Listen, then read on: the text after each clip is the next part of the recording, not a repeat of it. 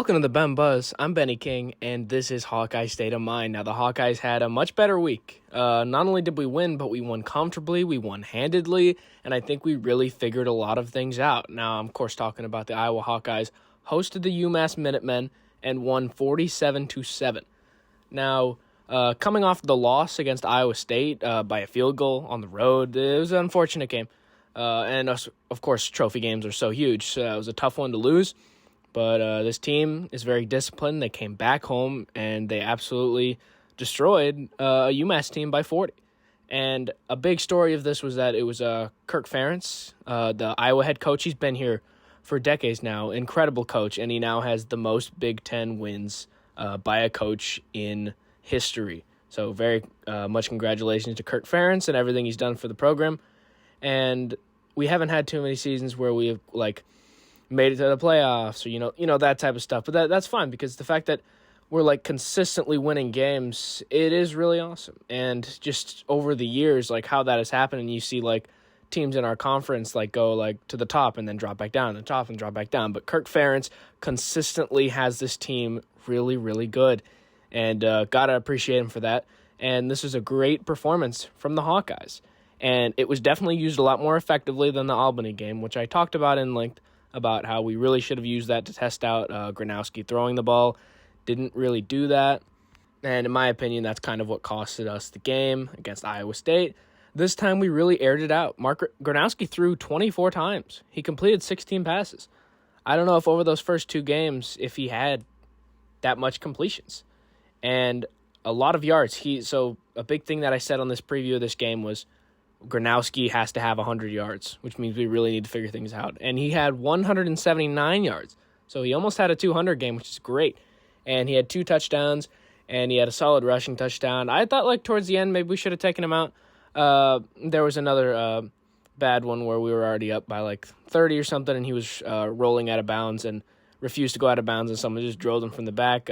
Luckily, he seems okay, but probably shouldn't be taking those hits. Even if you stay in the game, you just got to have that awareness to step out of bounds. But all in all, very solid performance from the Hawkeyes, honestly, because not only did Gronowski look great, but then Hank Brown came in and he did pretty solid. 5 for 7, 55 yards and a touchdown. Another quarterback. He had his touchdown. It was perfectly in stride with the guy, even though it was a goal line type throw. But still, we'll see if there's a future with him after Gronowski graduates. And rushing, we were pretty solid. We spread the ball out a lot. McNeil had 10 carries, got 56 yards. Patterson got 10 carries for 54. Williams had 8 carries for 38 yards. I think we're waiting. It seemed like Xavier Williams, he was the main guy after that Albany game. But then Iowa State, Patterson kind of took more of a role than Williams. And then in this one, he had 2 guys that had more carries than him. But in terms of averages, 4.8 for him is still very solid. And then the other 2 guys, 5.4, 5.6. Very solid rushing the ball. And just the fact that we had so many guys. And then Caden Weegan, he was great. He had that incredible rushing touchdown where he dove for the pylon. And then later he had a crazy return touchdown that was, I believe it was the longest Iowa return touchdown in Iowa history from 95 yards out. So that was a pretty incredible play. Unfortunately, someone did get very injured on that play, so prayers for them. Hopefully they're okay, because it seemed like it was a spine thing. Very, very not good. But, yeah, this team really did well. And, Sam Phillips had 3 catches, 75 yards. McNeil had that catch for 32 yards. Anderson had 3 catches, 26 yards, and 2 touchdowns. And then K.J. Parker caught the other touchdown.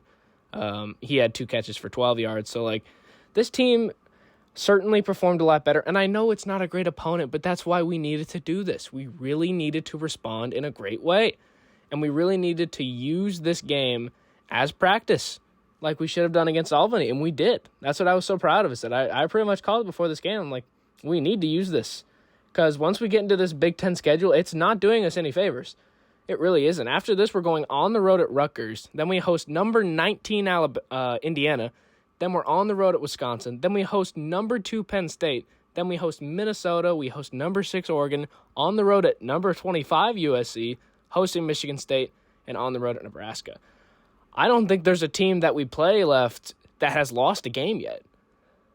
Other than Wisconsin just losing to Alabama. But yeah, not only are there 4 ranked games still on the schedule, that would make it 5 total with Iowa State, but you're talking about so many rivalries, like on the road at Rutgers, that's a tough Big Ten game, on the road at Wisconsin, on the road at Nebraska, hosting Minnesota. So our schedule certainly doesn't do us any favors, and it's hard to think that this kind of was the easy part of our schedule because, I mean, we blew the doors off of Albany and really blew the doors off of UMass. And that Iowa State game, that's tough. And unfortunately, Iowa State is kind of looking less and less like themselves every week, so it's like you start to worry. It's like, yeah, they're number 12, but like, were they really that good? Like, did they make us look good? So that's why I worry about the rest of our schedule, especially how we're going to compete with number 19 Indiana. That's a huge game. And out of our ranked games, maybe we win on the road at USC, but that's tricky. But this one against Indiana might be the most winnable because we're at home, because we host them, and because they're just kind of on the outskirts. Now they're climbing up a little bit. Now they're at number 19. We'll see where they are after we play Rutgers and when we go into that game, what they're sitting at. But yeah, that one's going to be tough. But just the pure amount of rivalry games is what's really scary. The fact that we've already lost a game and we haven't even played Wisconsin, Nebraska, Minnesota. So, and 4 more ranked teams. So that's very unfortunate. So we'll see how we perform going forward. But we definitely did what we needed to do this week to set ourselves up for a great season. Because obviously that Iowa State game, that's tough, but Iowa State's a great team. They have a great quarterback. Rocco Becht is great. That team is great. Dominic Orange on the D-line. Like, the fact that we competed so well and only lost 13-16 is still huge. And we really did respond in a big way. I mean, Iowa, they just really played well, like all across the board. Returning was great. Gronowski looked a lot better. And then all the rushing attacks, McNeil was a big story. And Patterson and Williams also did pretty solid. So, all in all, this Iowa team definitely looks a lot better, and I feel a lot better about them now. Because what did we say last week? A team, how they respond from a loss is so huge, where we talked about Clemson. And look, Clemson just lost to Georgia Tech. Clemson is completely off the wagon following that LSU game. Clemson is in the dumps. And then you look at a team like Alabama. How'd they respond? Well, they blew out a team, and then they just blew out Wisconsin. It's like, okay, how did Baylor respond from losing to Auburn? Well, then they beat SMU. And so it really is like that. And you could even say, how did Notre Dame respond from losing to Miami? And then they just lost again. But both were close, and they look good in each. But, yeah, it was really important for us to really play well following that loss and really bode more confidence, not just in fans like myself or like in the media or like anything like that, but also just the team. Also have them feel a lot better about themselves, because seeing Iowa State carry that Cy-Hawk trophy, like, as much as it hurts for us as fans, you can't imagine how much that sucks for the players, because those trophy games are so huge, and you're just gonna have to look at that empty spot in the trophy case for a year. So yeah, it really is a tough one to lose, and especially an in-state rival. And it was tough. It was on the road, but historically they weren't that great. At home, where like we had won 6 in a row in Ames, and then they hadn't won while defending the title in a while. So that one, it really is just an unfortunate game. And I think this team definitely bodes a lot more confidence following this, and they're going to feel a lot better too. And now they finally got Kirk Ferentz up to the most wins in Big Ten history for a football coach. And he could have done it last week against Iowa State, but it was nice to see him do it in front of his home crowd, which was definitely a huge moment. So it does suck that we didn't get that one, but at least he got that in front of his home crowd. And he had even said in the post-game interview, they're like, yeah, you this is great. Like, you had the most wins of all time in the Big Ten. And he's like, would have liked to do this a few years ago, but this will work. And he's just like, yeah, it's kind of late on this one. But he has been there for a while. But, yeah, he's a great coach. And the fact that he consistently has this team looking like this, like, how many teams get derailed or they start sucking, but, like, in the Big Ten, like, we were in the Big Ten championship a couple times just over the past few years where we won the Big Ten West. Now, I know the Big Ten West wasn't really, like, that wasn't really something that was huge, but, like, we were winning a lot of those rivalry games for, like, years. Or I can remember, like, Nebraska, where we beat Minnesota, where it's like you beat Wisconsin. Those are tough games to win. Those are tough teams to beat, and the man, Kirk Ferentz, has been there through it all. So really blessed to have him as a coach. And it was really interesting if you watch the TV broadcast of this game, where they were talking about his, like, backstory, where he looked up to this all he wanted to do was be an O-line coach. Like, he wanted to be that best O-line coach he can be. It's like, what? That's what you wanted? Like, that's what really surprised me. I'm like, he's such a great head coach. You wouldn't think he'd just want to be an O-line coach. And eventually he ended up making the move up. And it was great because one of the commentators was one of his players when they won their first game. So that was pretty cool, where he was talking about how, like, Kirk hadn't won much in his first year, and it took them a while, and, like, he still remembers that first win. And so, I mean, all the players that Iowa's had through the years, where, I mean, you look at Iowa's recruiting, it hasn't been, like, that great. We're like, we'll be lucky to get, like, 3 stars, whatever it is. We're not Ohio State. We're not getting 5 stars. We're not LSU, for that matter, Alabama. We're not just getting all these 5 stars, all these top guys in the country. But then you see all these NFL guys that are coming out of Iowa, and you really see how huge the development process at Iowa is, and you really see how great they are for that. Because, I mean, I could probably list like 20 NFL players that are Iowa right now. And if you look at their recruitment, maybe some of them weren't even that highly recruited. It's just Iowa is so great, and they're not like Ohio State. Like, they're not a machine. But the way they recruit players and then mold them into elite players is really impressive. Where you look at guys like, just over the past few years, you got Cooper DeJean, Sam Laporta, George Kittle, Hawkinson, Fant, Epinesa, Josie Jewell, Tyler Linderbaum, the center for the Ravens, Tristan Wirfs, a great tackle for the Bucks. And you could really go on like that because there are so many players, and maybe they're not the flashy ones, like it's not the quarterbacks or the wide receivers, but there's still a ton of them in there where you like look at tight ends and like linemen and like defensive players where you can go like you could even go Torrey Taylor, the punter for the Bears. So they're all over. So Iowa is really great, not just at development, but the fact that they don't get like the top end recruits, but still end up making these guys NFL ready, especially at the tight end position. I know that's the big thing where they call them tight end university. I'd still stand by that Iowa's tight end university, and we'll see how it goes going forward because Ostrenga was kind of the top tight end, but he kind of went down with that Achilles injury against the Iowa State game. That was unfortunate. Hopefully he'll be okay going forward after the season. I mean, we'll see. He'll probably come back because he can medical redshirt, but I'm going on a tangent now. But, like, Iowa is really great. Like, you can look up Iowa NFL players, and you can scroll for a while where it's like, that's how really great this program is. And a lot of those guys, maybe they weren't 5-star recruits. Like, maybe they're not the best recruits. They're not the Ohio State or Alabama guys. Because that's not impressive. It's like, all right, you brought in those guys that were already good. And, of course, they dominated for you and played great for you, sure. And then they went to the NFL.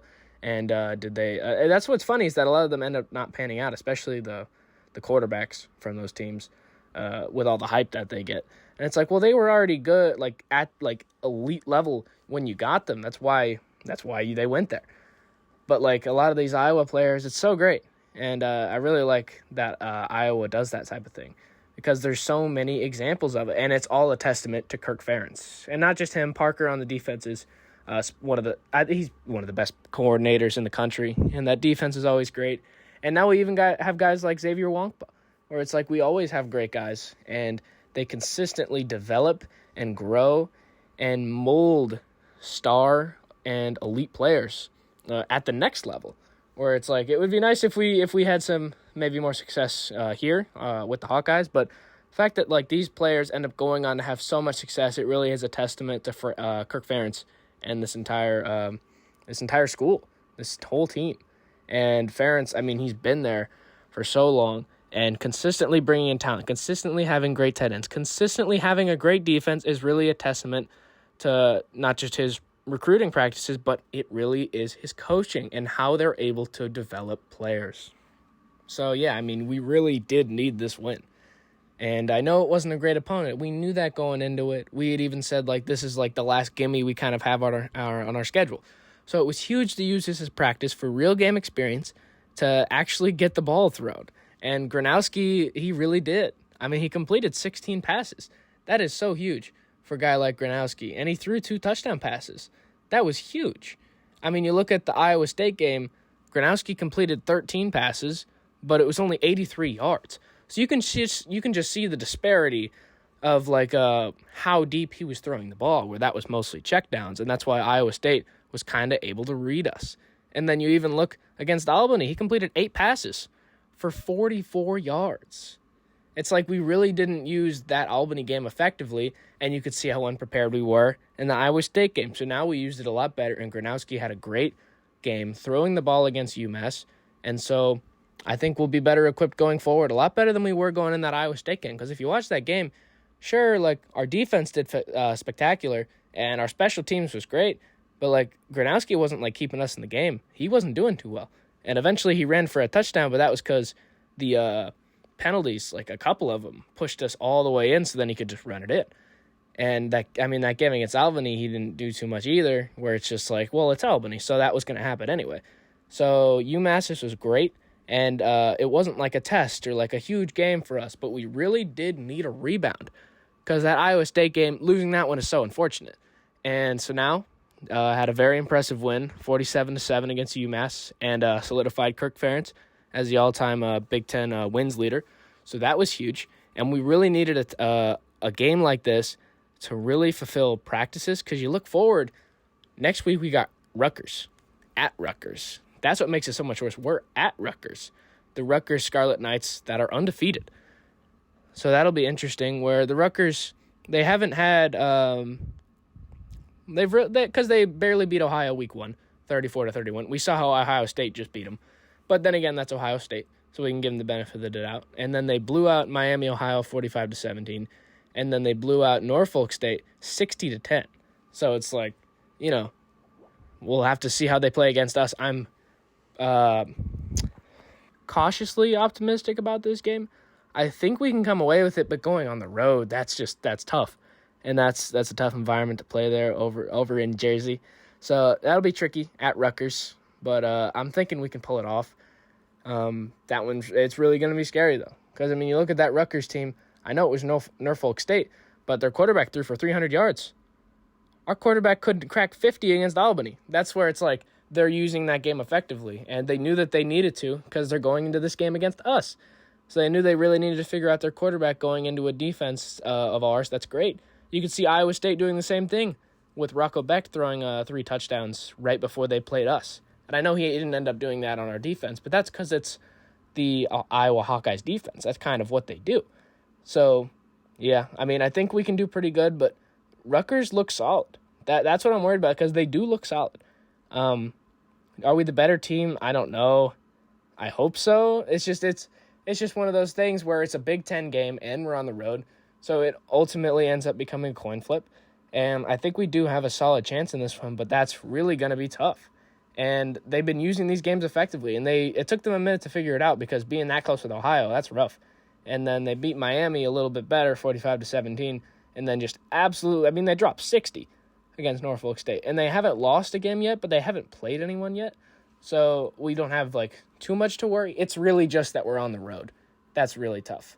It would be great to have them in Kinnick, but maybe we would rather to save Kinnick for those ranked matchups if we want to steal one of those. But then it's like, if we're going to lose those games anyway, maybe we'd rather play those on the road and then have these games that are winnable at home. But yeah, this one is definitely going to be tough. But I think it's just so huge because we use this UMass game effectively. And you just look at, once again, how we used Albany and how we went into Iowa State so unprepared. So we learned from our mistakes and really put UMass away, really put on a show. That was a great game from Iowa, and especially on the offense and defense. They only scored 7 points, so defense did great. So now we definitely used this one a lot better. So then now going into a tough game where it's once again on the road, but now not as tough of an opponent, where Iowa State was number 12, so this is not as tough. So you'd think, okay, maybe Iowa's got a better chance. Not only did we use our gimme game more effectively going into this, but now we're facing a team that's not as good.